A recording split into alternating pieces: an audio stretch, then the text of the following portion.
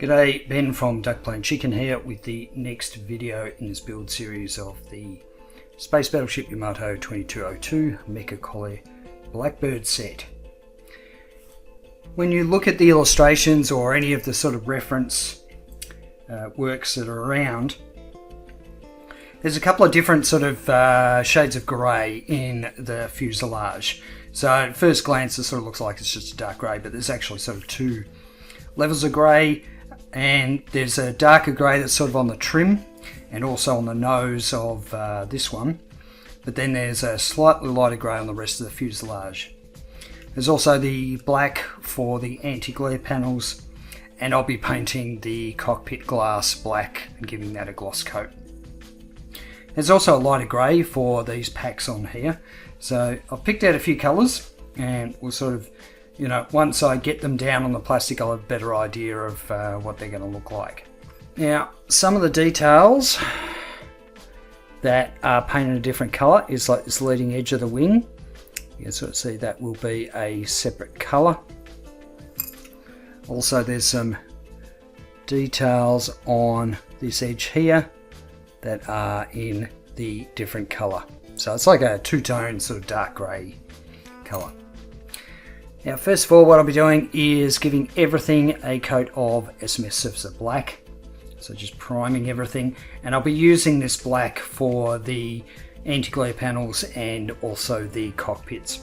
What I'll do is I'll get some of this down. I'll paint the cockpit gloss over the black and then I'll mask that off. Now, for the dark grey accents, I'll be using SMS German Grey. For the main sort of body, I'll be using dark sea blue. So it's maybe a bit hard to tell, but the difference between these colours is pretty subtle. But it should be, you know, visible enough that you can see that there is a difference. For the blue, I will be using just SMS blue. And then for these packs on the top here, I will be going with SMS Gunship Grey. And I think that's it. Really, there's sort of only the four colours. Well, five if you include the black. So it's not a lot of colours on this. What I will be concentrating on first, after I get the priming done, is getting the dark grey accents around all the edges of the wings and the intakes.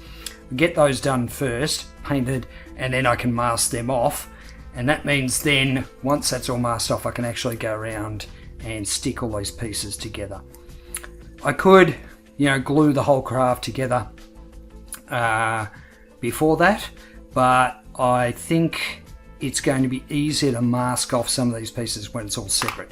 Especially, you know, these bits here, which are, you know, I've sort of got to mask that off, and it's a bit easier if they're all separate pieces. So I'll do that first before I start gluing everything together and doing the overall fuselage colour. So on to painting I go. I've jumped ahead a bit here and I've done all the masking for the darker grey, which sort of goes on the edges of a lot of the details. And so that's the which one is it? German Grey. So for the thrusters, that outer thruster housing, I've painted that the German Grey and then masked it off. I've also just soldered on some wires for the blue LED there. So, but one thing that I have to do is, because these thruster assemblies no longer have the peg on them, there's actually nothing to sort of hold them in place. So what I need to do is actually glue them to at least one of the pieces, so that when I put it all together, this is going to stay put. And I'd prefer to sort of get the gluing done before, get any gluing done before I paint. So that way, if I mess up somewhere, I can always clean it up beforehand. So one thing I want to do is just make sure I've got it around the right way. And then I'm going to start with some Tamiya extra thin, the quick setting stuff. This is good just for sort of setting things up quite quickly.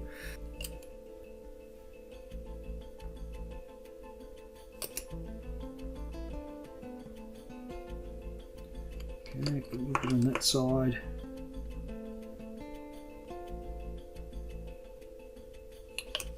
A bit on that side. Okay, now I can go in with the normal to me extra thing and just make sure there's plenty of glue in there. It all holds together. And then that way when I paint this, there's not going to be any sort of visible sign of the glue marks. Okay, so that's that done. Now I haven't bothered with heat shrink or anything on the wires. I'll probably just put a little bit of, I don't know, a little bit of fabric paint or something over it just to insulate a bit, but I don't envisage that it's going to short anywhere. So that one is basically ready for the main coat now. Okay, if I show you some of the other pieces, so some of the stabilizer details, it's the sort of leading edge and half of the fin on the top that I painted the German grey, and I've since masked that off. So the rest of it will get painted in lighter grey. So there's quite a few sort of bits I've masked off, and most of this is just using small bits of masking tape. There's nothing sort of particularly magic about it. These ones, they just have sort of that leading edge. And of course that's the bottom part. Now to show you some of the masking that I've actually already sort of done and taken off, this is the nose of the blue version, and so I've got the black, and that's just SMS black primer for the anti-glare panel. And then I've taken the masking tape off, and that's come up pretty well. I've also done that for the other nose, which is the German grey and then the black. It is very hard to see while the German grey is quite glossy, but once that mattes down you'll be able to see that delineation between the two. So the next step I've got to do is a little bit more masking. So this is the top of the fuselage. I painted the cockpit black and then gloss, and what you can see over the top of it now is not just a dodgy paint job, it's actually masking tape. Masking the canopies on these things is really quite tricky, but it's really about laying down little bits of tape and sort of using a scalpel to try and follow the edge.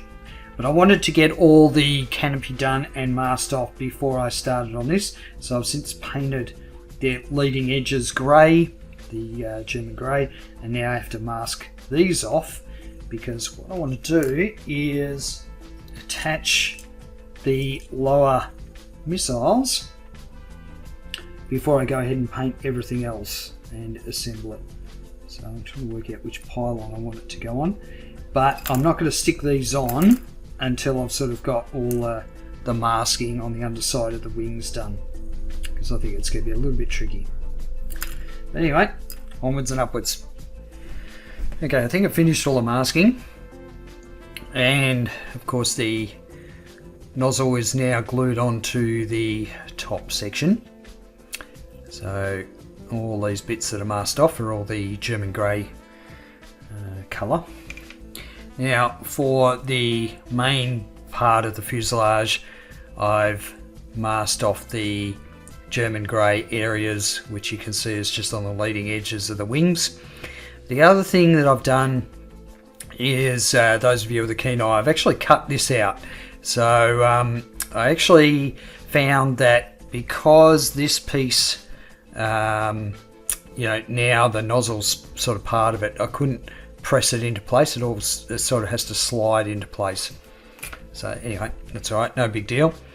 The other thing I've done, which I think I will probably live to regret, is I've stuck the missile packs on the bottom here, and I've glued them in place because I really didn't want to be gluing and making a mess of my paint job, after the fact. So the missiles, the ends are painted in the German grey, and so I've masked them off. And I reckon once I've painted it and I start to remove the masking, I may end up breaking these things off. So we'll see how it goes. Anyway, next step is to start painting all of these. And I'm going to start with a coat of surface of black, and then I'm going to go with this dark sea blue by SMS. So hopefully that's enough of a contrast with the German grey. I think it should be, so that those accent parts sort of really pop. I've still got, of course, the masking for the canopy. I won't pull that off until the very end. But this should be sort of last of the painting before I get into things like panel washes and matte coats and all that sort of thing. So we're getting there. We're getting there. Okay, time for some unmasking. And just so that you can sort of see the difference between the colours, or maybe not see the difference, it's very difficult to tell. The other grey I've used is sort of a blue grey, and I'm hoping the contrast is a little bit more obvious once I get a matte coat on. I suspect a lot of it sort of now is just because it's shiny, but so I'm going to take some of this masking off and see how that worked. I think that's where probably the most time is spent on this kit, is the masking, because there isn't a lot of plastic to paint on this one, and the lighting is pretty straightforward, so it's all about how well you can get the masking done. And you can see as I'm taking this off, you can see the amount of sort of small little pieces I use to try and follow the panel lines, because it's got some sort of interesting shapes in there.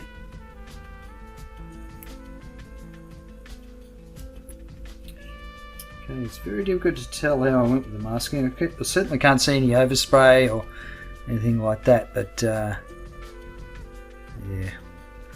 I'm hoping it's a little bit more obvious once I get that flat coat down.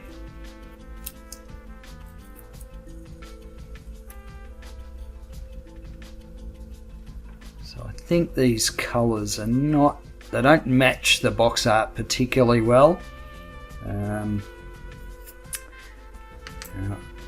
As much as I love the SMS paints, I think I need to find a reliable source of some Mr. Colour paints. And they're a bit tricky to get where I am. And the great thing about the SMS paints is they are Australian made, and they're readily available where I am, so that's why I tend to use them, as well as them being a nice easy paint to use and good coverage and all that sort of thing. And I think I just need some more anime colours. So again, it's very tricky to see that contrast, but that leading edge is, believe it or not, a different colour, and so is the top part. So half of this is the grey as well. Alright, so that masking looks pretty good. One thing I do want to point out is the actual top of the fuselage. I did end up breaking off those missiles again. So after all the trouble I've gone to gluing them in place, and then, with everything masked, yeah, I ended up having to re-glue them. So it was a little bit disappointing, but it's alright. At least I know they're lined up reasonably well. The connection points for these missiles is just shocking. It's one of the worst sort of ways of mounting something. Whereas the top, these things here, they have a really positive, they've actually got a hole on a peg they sort of sit in, and although it's a little bit loose, they actually, it's a really positive fit, whereas these things underneath, yeah, not really flash at all. Just checking the other one as well, just to make sure that that's they're reasonably horizontal and straight and all that sort of thing. And it's really tricky to work out how they're supposed to sit. Anyway, they're all glued in place. So the next thing I need to do is give everything a gloss coat. So I'll be using SMS clear gloss for that. And that's purely just for the panel line wash. I will be just using accent colour black, the Tamiya panel line stuff, just because it's such a dark colour. Everything's had a gloss coat, so it's now ready for panel line wash, and for that I'm going to be using a Tamiya panel line accent colour black. Now I'm going to demonstrate this on the lighter colours just because most of the craft you're not going to see the panel lining sort of on it until it's got a matte coat. So I've picked out a couple of pieces that hopefully you'll be able to see on camera. Alright. So I've done this a million times before. It's literally just take the brush and just tap it to a panel line and let the capillary action draw the paint into the panel lines, and we will do the cleanup later on. Doesn't matter if you're messy, because this stuff is really easy to clean up. So you can see those lines there. If I just tap there, tap there, you can sort of see that panel line wash draws into those lines. Alright, see those blobs I've left? That's fine. We will come back and clean that up a bit later on. So I'll go ahead and do the rest of it, and I'll leave it dry for a good half a day before I start cleaning off the excess panel liner. So back soon. I've left all the panel line enamel wash to dry for about 3 or 4 hours, and now it's time to clean it up. So you can see those blobs there that I've sort of messed up, you know, put a little bit too much paint in there. So to clean it up, I use Shellite, but you can use, you know, something like Tamiya enamel thinner. Anything that will clear away the enamel panel line product. So let's take this one. I'll take a cotton bud, dunk it in the Shellite, just dab off the excess on a bit of paper towel, and then you just sort of rub across the panel line. And you can see how that's coming off, but it's still remaining within that panel line itself.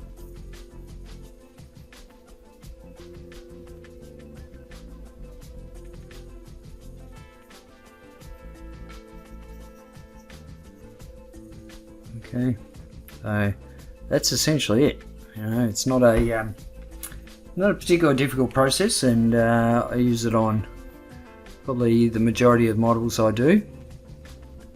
Just helps to emphasize those panel lines, and it's a nice easy process.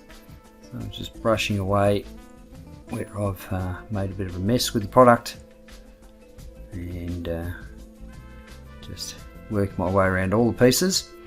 Now I'll go through and do this once, and then I'll wait a few hours and I'll actually do a second run. And the reason for that is because I inevitably miss bits, and even if I do it twice, I'll still usually find small areas that I've missed. Because once you put a matte coat on this stuff, it becomes very obvious if you've still got sort of blobs left. So I'll go ahead and finish off the rest of the pieces, and then we'll be ready for a matte coat. Okay, the matte coat is now down, and it's come up reasonably well.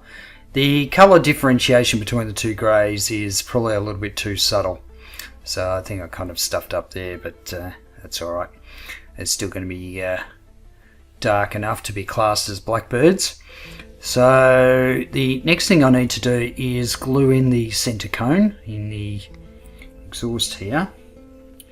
So I've got that painted up, and all I got to do is just use a bit of super glue to locate that. And this stuff takes 10 to 25 seconds to cure, so you've got a little bit of time to just line it up and make sure it's in the right spot. So I'm just going to dab the bottom of this in here, plenty on there, and then try and line it up as best I can.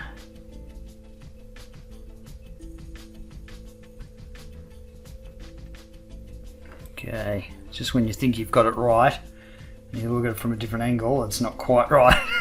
But I think that's pretty good, so I'll leave that to set up and dry. Okay, another thing I have to do is remove the masking finally from the windscreen. I'm a bit worried about some of this stuff because some of it's lifted, so I might have some overspray I might have to deal with. Yeah, there's a little bit there, but I think I'll probably get away with that. So, tweezers. You know, to me a masking tape is fantastic when it's on a flat surface, but as soon as you've got it on compound curves, it does tend to lift when the pieces are really small. So it just makes it a bit trickier.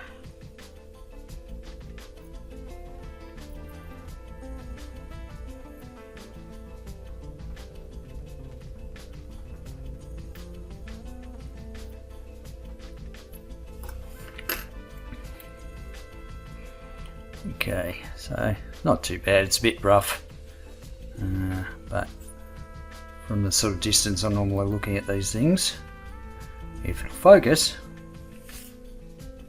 it doesn't look too bad. Okay, now I'm going to go ahead and assemble the rest of the craft and get it mounted into the stand. I'm going to do that off camera just because I suspect I'm going to need to have my head right over the top of it when I'm putting it together, but I'll be back in a tick with it all assembled. Okay, I got everything sort of together. I had a few issues with the missiles underneath the wings dropping off in a few places, so it was a bit fiddly putting it together, but it is together, and don't look too bad. So on the home stretch now, it's a matter of, I've already sort of attached the USB-C socket, and that's what these two thick wires coming out are, and then I've got the wires from the LED, and the next thing is to wire it all up to a switch. So I've calculated the resistor I need. The blue LEDs run at about 3 volts at 10 milliamps, so I'm going to use a 220 ohm resistor. Thankfully, you know, nothing too complex here. It's literally each one only has one LED, so it's basically going to be attach the positive from the socket to a resistor, and then to the switch, and then the positive from the LED to the other terminal on the switch, and then I'll be joining both the negatives together. So very straightforward sort of wiring job, this one. Okay, time for some soldering. I've already soldered up the two negatives, and I'll just put a bit of heat shrink over the end of that to prevent any shorts from happening. Now for the positives, I'm going to hook up the one of the positives to the resistor that's attached to the terminal on the switch.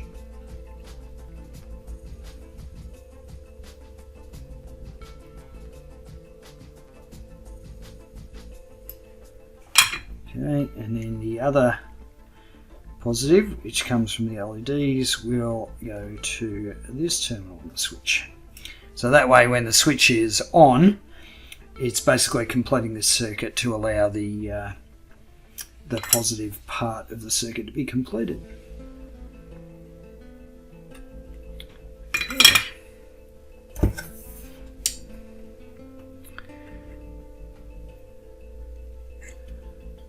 And let me just put on the heat shrink.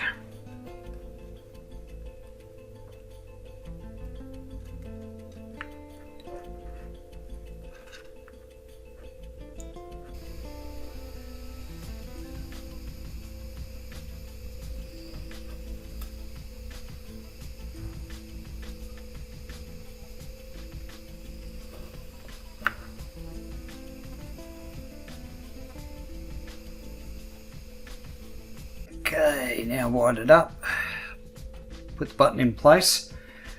Now it's time a moment of truth to see if it still works. Okay, and yes, we have engine. Okay. Alright, so just a few final thoughts. Like all these Bandai Mecha Colle kits, they are incredibly well detailed. The only, and they're reasonably straightforward to put together. The only issues that I had was with these missiles that go under the wings. They kept coming off. The connection points not really that flush. It certainly is not a snap together sort of system for those for the underwing ordnance. So just be aware of that. You may need to use some glue if you want to use those weapons on it. As far as my build of it, I think my colour selection was maybe a bit off. I think the difference between the sort of two greys and the sea, well, the grey and the sea blue is maybe a little bit too subtle. But look, they still, to me, they still look like Blackbirds. I don't think you'd want to paint them just straight black. It's just a bit of a shame I didn't have a little bit more contrast there. But, they look fine. And thankfully, I didn't break off any of these protrusions. So if you're building this kit, just be aware, lots of sharp, pointy bits on these kits. And I suspect they could break off quite easily. So thankfully, I got away with not breaking any of those. The fit of the kit is fine. If you're going to light it, it should be reasonably straightforward. You saw how much plastic I had to remove from the guts of it, but it's certainly possible to at least light the back engine. So, on to the glamour shots, and until the next build series, I'll catch you later.